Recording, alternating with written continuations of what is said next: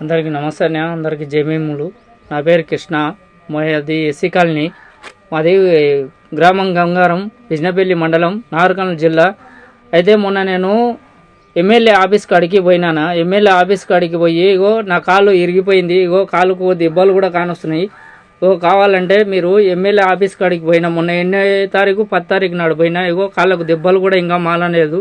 MLA office కాడికి పోతే నాకు జరిగిన అవమానం ఎవరికి జరగొద్దన్న, అందుగురించని నా బాధ మీరు అర్థం చేసుకుంటారని మనస్ఫూర్తిగా నేను నమ్మి నా ఆత్మవిశ్వాసం మీద ఒట్టే చెప్తున్నా. నాకు జరిగిననే ఎవరికి జరగకూడదు.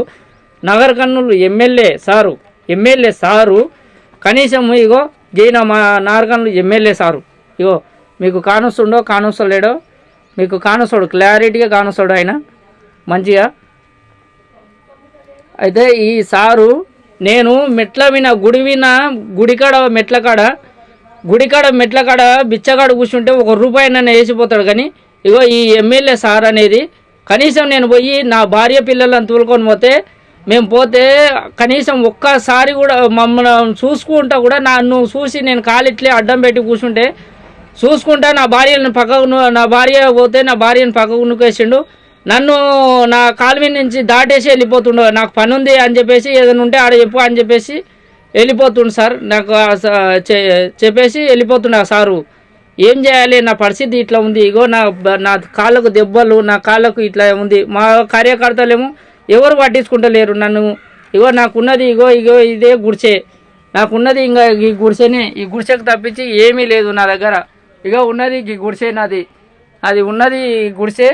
కనీసం అంటే నాకు ఇన్ని సంవత్సరాలు అవుతుంది పింఛన్ గురించి అడుగుదామని పోయినా. పింఛన్ గురించి అడుగుదామని పోతే ఆయన నా కాలు మీద నుంచి దాటేసుకుంటా పోవడానికి వీలైంది. కానీ నా కోసం ఉండి ఆయన కోసం ఎన్నో మీటింగ్ పెడితే మనము ఆటోల్లో బస్సుల్లో ఎన్నోనో దానిలో పంపిస్తే మనం పోయి ఎన్నో గంటలు ఆయన వస్తున్నాడని చెప్పేసి గంటలు తరబడి వెయిట్ చేసి ఆయన కోసం ఆయన చెప్పింది వింటాము మనం.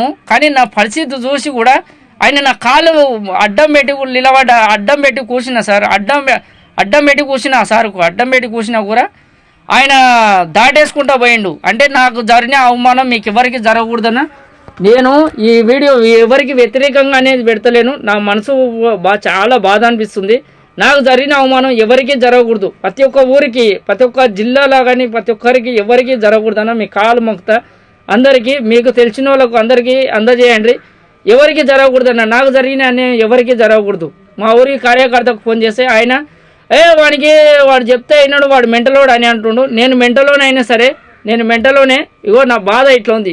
నొప్పి ఉన్నోనికే తెలుస్తుంది బాధ అనేది ఏంది, నొప్పి లేనివానికి ఎవరికి తెలియదు.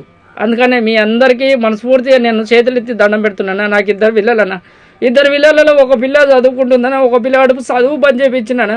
వాడికి వయసు 14 సంవత్సరాలు. వాడిని ఇప్పుడు ఏడో పనికి పెట్టుకోవాలన్నా పనికి పెట్టుకోవడానికి లేదు. నాకు అమ్మనైనా సంపాదించిన భూమి కూడా లేదు. మనస్ఫూర్తిగా మీరు అందరూ దయచేసి ఇదే వీడియో అందరికీ షేర్ చేయండి. అందరికీ ఏదో ఒక విధంగా అందేటట్లు చేయండి. మీ దోస్తులకు, అతరులకు నాకు జరిగిన అవమానం ఎవరికి జరగకూడదు. అందుగురించని ఈ వీడియో తీసి పెడుతున్నా మనస్ఫూర్తిగా. అందరికీ జై భీములన్న.